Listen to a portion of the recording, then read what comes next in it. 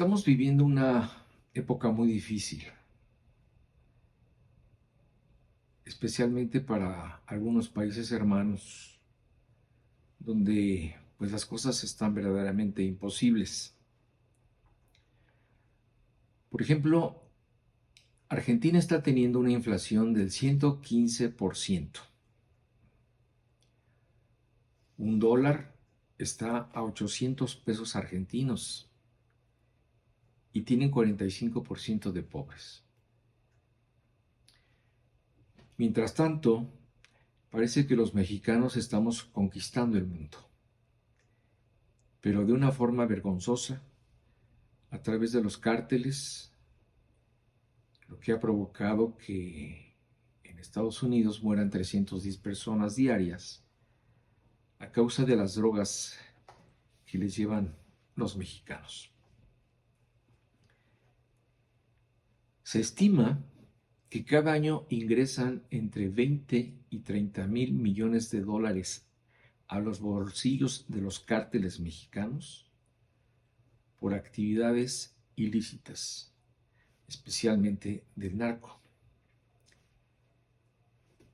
México se ha convertido en una fosa común, con un promedio de 26 desaparecidos diarios y 11 feminicidios al día. México es un país de desigualdad. El 10% de las familias más acomodadas concentran el 79% de las riquezas del país, mientras que el 50% está en pobreza. Y podríamos hablar de pederastia, trata, impunidad, injusticia, crimen organizado. Y la lista acerca de los males del país sería interminable. Si vemos el panorama global, 1.300 millones de personas viven con menos de $1 al día. Y casi la mitad de la humanidad vive con menos de $5.5 al día. Lo que conlleva a que 828 millones de personas padecieran hambre en el 2021. Según el Banco Mundial y la OMS, la mitad del mundo no tiene acceso a servicios de salud esenciales y más de 700 millones de personas, es decir, casi el 10% de la población mundial, viven en pobreza extrema, con dificultades para satisfacer sus necesidades básicas. En el mundo se suicidan 11 personas al día, es decir, una cada 2 horas. Y cada año aumenta 5% esta cifra. A escala mundial, 280 millones de personas sufren de depresión. En Estados Unidos, 1 de cada 5 mujeres y 1 de cada 70 hombres serán víctimas de violencia sexual en algún momento de sus vidas. De las más de 138,000 especies que han sido evaluadas por la Unión Internacional para la Conservación de la Naturaleza, un total de 581 han desaparecido de los hábitats de todo el mundo desde el inicio del siglo XXI. Según la FAO, en los últimos 30 años se han perdido aproximadamente 2 millones de kilómetros cuadrados de bosques, el equivalente a 3 veces la extensión de España y Portugal. En cuanto a la fe, 360 millones de cristianos sufren altos niveles de persecución y discriminación. El año pasado, 5.620 cristianos fueron asesinados por su fe, 5.260 secuestrados y 2.110 iglesias atacadas, siendo Corea del Norte uno de los más grandes inquisidores de la fe cristiana.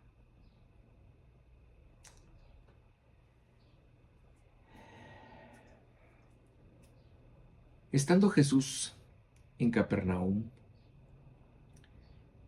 algunas personas que habían estado con él el día anterior lo siguieron hasta allí. Pero él conocía perfectamente cuáles eran sus motivos al buscarlo y les dijo: ustedes quieren estar conmigo porque les di de comer, no porque hayan entendido las señales milagrosas.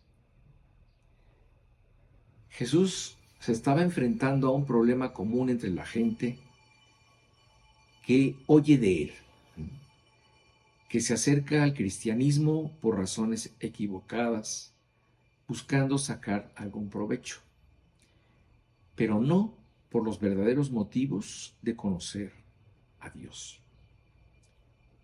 Claro, a veces algunas de esas personas, aunque empezaron mal, terminan conociendo a Dios, pero otras se alejan solas con el tiempo.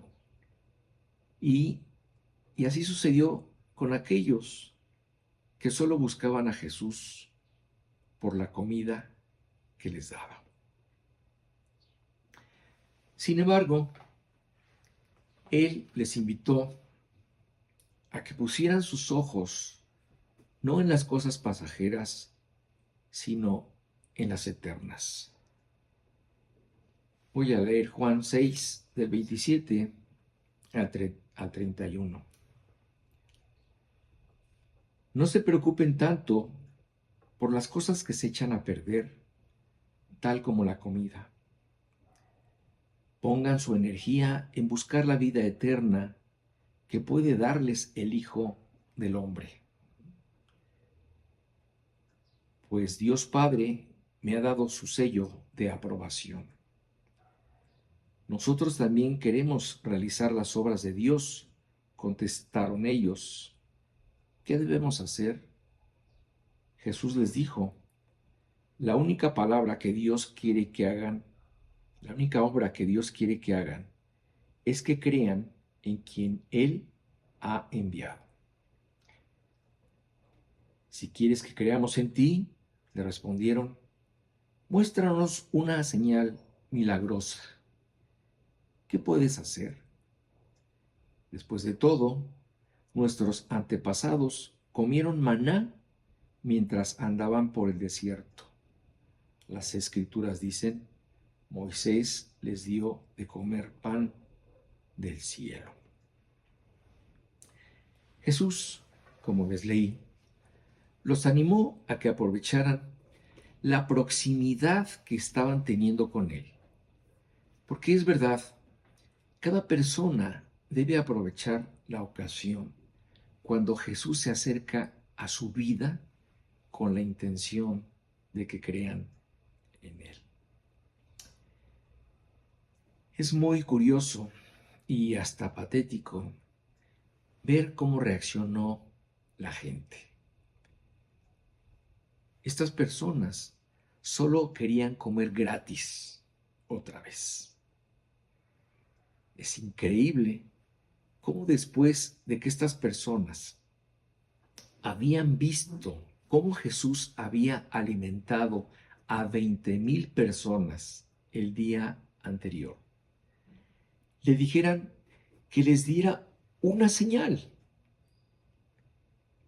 Qué cinismo, qué ceguera. Es más, estos judíos hasta trajeron a Moisés a colación, pero en forma de reto. En pocas palabras le dijeron a Jesús: si tú quieres que creamos en ti, debes alimentarnos como lo hizo Moisés, el cual proveyó alimento a su pueblo durante 40 años en el desierto. Qué conveniente, ¿no? Y es que con esta respuesta, con esta actitud, nuevamente sacaron a relucir tanto su ignorancia como sus propios intereses mezquinos. Porque así es la naturaleza humana, que le reclama a un Dios que no conoce y además quiere que las cosas se hagan a su modo. Y esto, mi hermano, como veíamos la semana pasada, se puede entender en un incrédulo, pero no en alguien que conoce a Dios, que conoce sus métodos y sus propósitos. Ante esta insolencia, Jesús les aclaró con mucha paciencia su error. Primeramente les dijo que Moisés no alimentó a nadie, sino que a sus padres los alimentó Dios. Dice el versículo 32. Jesús les respondió: les digo la verdad, no fue Moisés quien les dio el pan del cielo. Fue mi Padre, y ahora Él les ofrece el verdadero pan del cielo. Aquí, ¿verdad? Vemos a Jesús mostrándoles en segundo lugar que el verdadero pan del cielo era Él mismo. Pan que no solo quita el hambre del momento, ¿verdad?, sino de toda la vida. Dice el versículo 35 y del 47 al 51. Jesús les respondió: yo soy el pan de vida. El que viene a mí nunca volverá a tener hambre. El que cree en mí no tendrá sed jamás. Les digo la verdad, todo el que cree tiene vida eterna. Sí, yo soy el pan de vida. Sus antepasados comieron maná en el desierto, pero todos murieron. Sin embargo, el que come el pan del cielo nunca morirá. Yo soy el pan vivo que descendió del cielo. Todo el que coma de este pan vivirá para siempre. Y este pan que ofreceré para que el mundo viva es mi carne.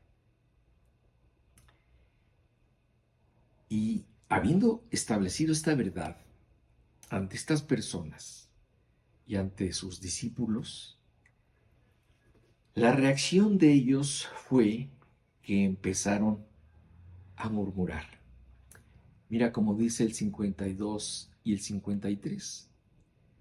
Entonces la gente comenzó a discutir entre sí sobre lo que él quería decir. ¿Cómo puede este hombre darnos de comer su carne?, se preguntaban.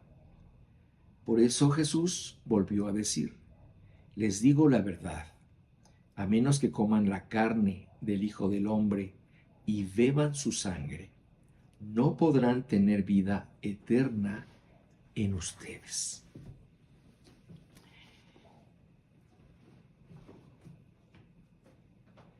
Estas fueron palabras tremendas. E incluso a los discípulos tampoco les quedó muy claro qué es lo que Jesús quiso decir con esto de comer su carne y beber su sangre. Y en realidad, pues esta parecía una tesis muy extraña y hasta escalofriante. Y más para los oídos judíos. Comer la sangre, comer la carne y beber la sangre de Jesús. De hecho, fue mal entendida por algunos de los espías que siempre andaban reportando las actividades de Jesús a los fariseos. Y tan mal fue interpretada esta instrucción que en poco tiempo a los cristianos se les acusó de canibalismo, porque según ellos, su líder les había ordenado comer su carne y beber su sangre. Pero en realidad, Jesús no estaba hablando en forma literal. Él estaba hablando metafóricamente, tratando de darle un sentido figurado y espiritual a sus palabras, como lo aclaró en el versículo 63. Dijo, solo el Espíritu da vida eterna. Los esfuerzos humanos no logran nada. Las palabras que yo les he hablado son espíritu y son vida. Es decir, aquí Jesús les estaba dando a entender el sentido espiritual que le estaba dando a sus palabras. Realmente lo que Jesús quiso decir fue, mira, de acuerdo a todo lo que te he explicado, y de paso les digo que esta es la forma como nosotros debemos entender la Biblia, ¿verdad? Nunca debemos entender o sacar una verdad de un versículo, de 3 frases, sino que tenemos que considerar el contexto en donde fueron dichas estas palabras, es decir, lo que se dijo antes y lo que se dijo después. Y en realidad lo que Jesús les quiso decir fue, mira, si yo soy el pan, yo soy el pan de vida que ha venido del cielo, lo más natural es que tú lo comas. Si yo soy el pan de vida, en el momento en que me recibas en tu vida, recibirás la vida eterna que está en mí. Esto de comer su carne y beber su sangre, lo hicimos los creyentes en el momento en que recibimos a Cristo espiritualmente en nuestro corazón. Y esa fue la forma en que nosotros comimos la carne y bebimos la sangre de Jesús. Claro, Jesús quiso ser más ilustrativo al hablar de carne y sangre, porque él estaba anticipando la cruz, que como tú sabes fue un castigo terrible. La muerte de Jesús crucificado fue desgarradora, precisamente porque en ella se comprometió en forma brutal su carne y su sangre.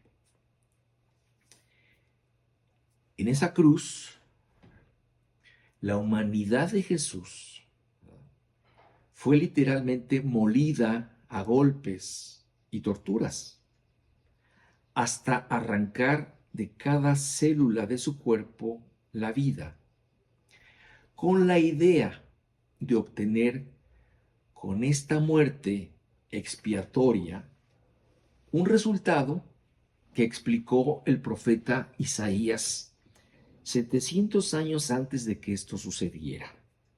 Mira cómo lo dijo en Isaías 53, versículos 3 al 6. Dice así, está aquí hablando Isaías precisamente de Jesús.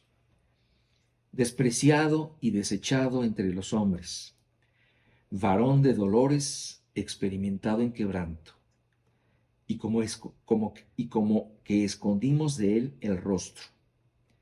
Fue menospreciado y no lo estimamos. Ciertamente llevó él nuestras enfermedades y sufrió nuestros dolores, y nosotros le tuvimos por azotado, por herido de Dios y abatido. mas Él herido fue por nuestras rebeliones. Fíjate cómo dice aquí, molido por nuestros pecados. El castigo de nuestra paz fue sobre Él, y por su llaga fuimos nosotros curados. Todos nosotros nos descarriamos como ovejas, cada cual se apartó por su camino, mas Jehová cargó en él el pecado de todos nosotros. Entonces aquí el profeta Isaías nos está explicando que el resultado de la cruz fue la paz, ¿verdad?, y la cura. El castigo de nuestra paz, dice, fue sobre él. Es decir, para que nosotros pudiéramos tener paz con Dios, Jesús tenía que pagar lo que debíamos. Nuestra deuda de pecado había provocado que Dios apartara de nosotros su rostro, y en su justicia Él demandaba el pago. Así que Jesús pagó el castigo que Dios tenía destinado para los que habíamos transgredido su ley. Jesús lo pagó en la cruz. Entonces ya no había motivo para que existiera el conflicto, porque Jesús hizo la paz entre tú y Dios. Paz por medio de Él, paz con Dios por medio de Cristo, como lo explica Pablo, ¿verdad?, en Romanos 5:1, donde dice, justificados por la fe, esto quiere decir, habiéndonos hecho justos delante de Dios por medio de la fe que nosotros depositamos en Cristo, justificados pues por la fe, tenemos paz para con Dios por medio de nuestro Señor Jesucristo. Y en la otra parte que les leí, que dice, y por su llaga fuimos nosotros curados, ¿verdad?, vemos el otro resultado de la cruz, que fue que nosotros, que estábamos enfermos, separados y muertos espiritualmente por nuestros pecados, en la cruz Dios nos sanó por medio de su llaga. También explica el profeta Isaías en el capítulo 1, por medio de su llaga, ¿verdad?, curó nuestras podridas llagas espirituales. Así lo dice Isaías en el capítulo 1, versículos 5 y 6, donde dice, ¿por qué querréis ser castigados aún? ¿Todavía os rebelaréis? Toda cabeza está enferma. Aquí está dando su versión, ¿verdad?, del diagnóstico que Dios le da del hombre. Toda cabeza está enferma y todo corazón doliente. Desde la planta del pie hasta la cabeza no hay en él cosa sana, sino herida, hinchazón y podrida llaga. No están curadas, ni vendadas, ni suavizadas con aceite. De la misma forma, ¿verdad?, como la carne de Jesús fue puesta en ofrenda por nosotros, también lo fue su sangre. A lo largo de toda la Biblia, la sangre de Jesús se presenta produciendo diferentes cosas. Se dice, por ejemplo, que su sangre limpia nuestros pecados. Primera de Juan 1:7. Dice así Juan, pero si andamos en luz, como Él está en luz, tenemos comunión unos con otros. Y dice, y la sangre de Jesucristo, su Hijo, nos limpia de todo pecado. Entonces aquí estamos viendo cómo Juan nos dice que la sangre de Cristo limpia nuestros pecados. Dice también en Romanos 5:9 que la sangre de Cristo nos hace justos delante de Dios. Dice así en Romanos 5:9, pues mucho más estando ya justificados en su sangre, ¿verdad? Por él seremos salvos de la ira. Es decir, la sangre de Cristo nos hace presentarnos justos delante de Dios. Se dice también que la sangre de Cristo, ¿verdad?, nos redime y perdona nuestros pecados. Así lo dice en Efesios 1:7, donde dice, Dios es tan rico en gracia y bondad, que compró nuestra libertad con la sangre de su Hijo y perdonó nuestros pecados. Y también confirmando lo que habíamos dicho acerca del profeta Isaías, la Biblia, a través de Pablo, ¿verdad? Dios nos confirma que por medio de su sangre nosotros tenemos paz para con Dios. Dice así en Colosenses 1:20, y por medio de él, está hablando de Cristo, reconciliar consigo todas las cosas, así las que están en la tierra como las que están en los cielos, haciendo la paz mediante la sangre de su cruz. Y así podríamos seguir leyendo y entendiendo más cosas acerca de lo que la carne y la sangre de Cristo han hecho por nosotros. Ahora, ¿por qué se dice esto de la carne y la sangre de Cristo? En pocas palabras, cuando se habla del cuerpo, de la carne y la sangre de Cristo en la cruz, ¿verdad?, se está mostrando en una forma muy gráfica y visual cómo Jesús estaba entregando completamente su vida. Nosotros sabemos, ¿verdad?, que la ausencia de las dos, cualquiera de las dos, hace que la vida se pierda. Cuando Cristo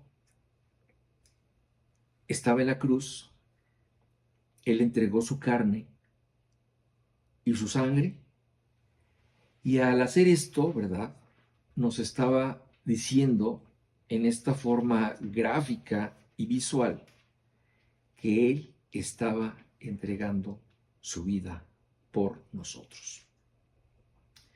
Vida por vida, ¿verdad? Su vida por la nuestra. Fíjate cómo desde entonces Moisés nos había dicho esto, de que en ausencia de carne y sangre, pues la vida se pierde. Dice en Levítico 17:11, porque la vida del cuerpo está en la sangre. Les he dado la sangre sobre el altar con el fin de purificarlos para hacerlos justos ante el Señor. Entonces entendemos que la sangre derramada nos estaba enseñando precisamente que Jesús estaba entregando su vida. ¿Por qué? Porque la vida de la carne en la sangre está. Bueno, regresando al pasaje que les estaba leyendo, ¿Qué fue lo que pasó? Lo que pasa siempre, ¿verdad? Que ante las palabras de Jesús, ¿verdad? Las personas se dividen en dos bandos, entre los que creen y los que no creen. Dice Juan 6:60, al oírlas, al oír estas palabras, ¿verdad? Con las que empecé, al oírlas, muchos de sus discípulos dijeron, dura es esta palabra, ¿quién la puede oír? Dura es esta palabra, ¿verdad? Como les decía, para todo aquel que no quiere obedecer ni sujetarse, las palabras de Jesús siempre serán muy tajantes, ¿verdad? Muy determinantes, muy duras. Pero para los que están dispuestos a obedecer, solo les basta oír la palabra de Jesús, sígueme, para seguirlo. En ese momento, pues, estando con Jesús fue un momento de definición. Dice el versículo 61, sabiendo Jesús en sí mismo que sus discípulos murmuraban de esto, les dijo, ¿esto os ofende? La conclusión de Jesús fue esta. Él estaba hablando de un compromiso, ¿verdad? En otro momento, a este compromiso al que Jesús estaba invitando, ¿verdad? Jesús lo llamó tomar tu cruz, lo que implica obediencia y compromiso. Tomar tu cruz, ¿verdad? Implica, al asumir la cruz de Cristo, ¿verdad? Implica un compromiso, el compromiso de dejar que Dios te lleve por donde te tenga que llevar, para mantener tu fe, para defenderla y proclamarla. Eso significa tomar la cruz de Cristo, ¿verdad? Dice así en Lucas 9:23. Y decía a todos, si alguno quiere venir en pos de mí, niéguese a sí mismo, tome su cruz cada día y sígame. Esto es tomar la cruz de Cristo, negarte a ti mismo, ¿verdad? A lo que tú quieres y hacer lo que Dios quiere hacer de ti. Regresando al pasaje este de Juan 6, voy a leer del 66 al 68. Después de toda esta polémica, después de que Jesús expuso, ¿verdad?, la realidad acerca del pan, de que Él era el pan de vida, la realidad de que las personas tenían que comer su carne y su sangre, y de algunas otras cuestiones que Él expuso en este pasaje, vemos el resultado de este discurso en las personas. Dice, desde entonces, muchos de sus discípulos volvieron atrás y ya no andaban con él. Dijo entonces Jesús a los 12, ¿queréis acaso iros también vosotros? Le respondió Simón Pedro, Señor, ¿a quién iremos? Tú tienes palabras de vida eterna. Aquí vemos que los verdaderos seguidores, ¿verdad?, los verdaderos creyentes se quedaron. Los demás se fueron. Y llegó un momento, llegó un punto en que Jesús mismo, después de esta desbandada, se dirigió a sus más cercanos, a los 12, y también les pidió que se definieran. Jesús constantemente está midiendo hasta dónde queremos ir con Él, hasta dónde estamos dispuestos a llegar con Él. Y en este momento les tocó a los 12 y los encaró y les dijo qué querían hacer. Como leímos, ¿verdad? Después de analizar la situación, después de sopesar el precio que tenían que pagar,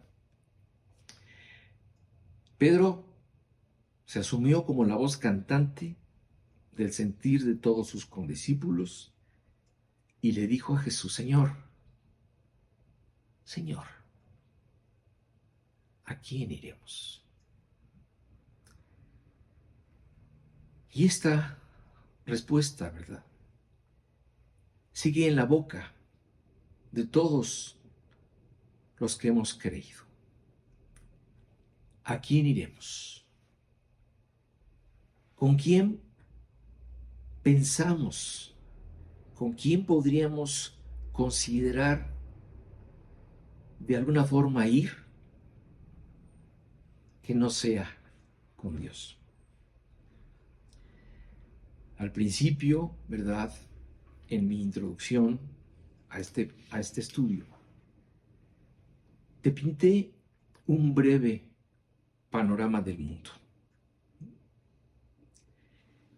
Pero yo sé que fueron pocas las palabras, porque yo sé que tú, al igual que yo, hemos llegado a la misma conclusión, que la situación por la que está pasando el mundo es terrible.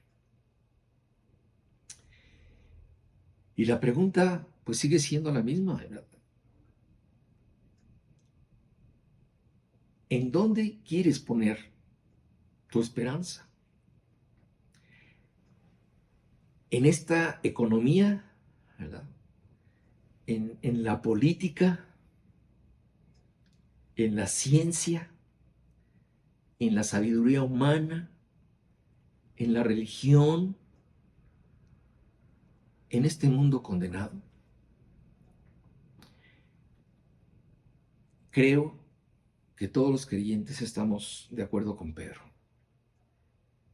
El mejor lugar donde podemos estar es con Él, ¿verdad? Con aquel que dice la Biblia que tiene palabras de vida eterna. Desgraciadamente, ¿verdad?, aquí vivimos todavía, pero eso no quiere decir ni que pertenezcamos al mundo, ni que estemos abandonados en él. Solo estamos de paso, ¿verdad?, cumpliendo una misión y en espera. Jesús oraba al Padre con respecto a sus hijos, ¿verdad?, con respecto a nosotros, los que todavía tenemos que permanecer en este mundo. Y él oraba al Padre en estos términos en Juan 17, del 14 al 19. Decía así: yo les he dado tu palabra, oraba al Padre, ¿verdad?, y el mundo los aborreció, porque no son del mundo, como tampoco yo soy del mundo, decía Jesús. No ruego que los quites del mundo, sino que los guardes del mundo. No son del mundo, como tampoco yo soy del mundo. Santifícalos en tu verdad. Tu palabra es verdad. Como tú me enviaste al mundo, así yo los envío al mundo. Y por ellos yo me santifico a mí mismo, para que también ellos sean santificados en la verdad.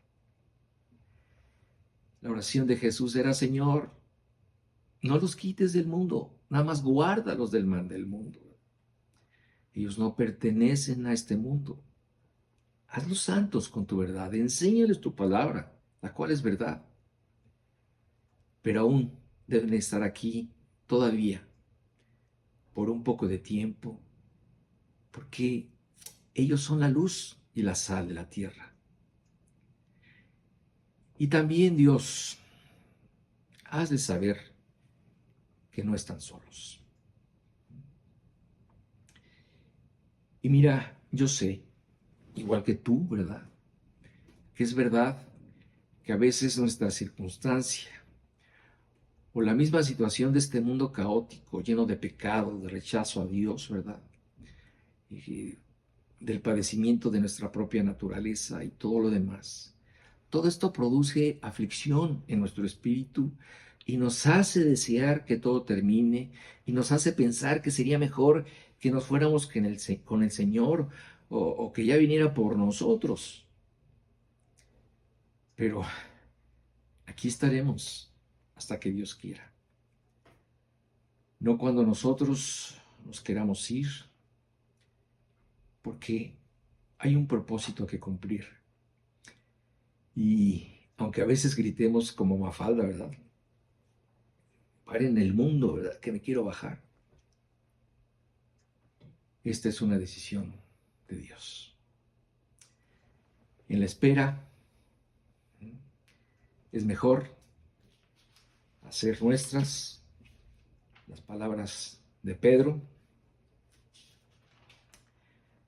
Señor, ¿a quién iremos? Tú tienes palabras de vida eterna y nosotros hemos creído y conocemos que tú eres el Cristo, el Hijo del Dios viviente. Hermanos, que Dios los bendiga.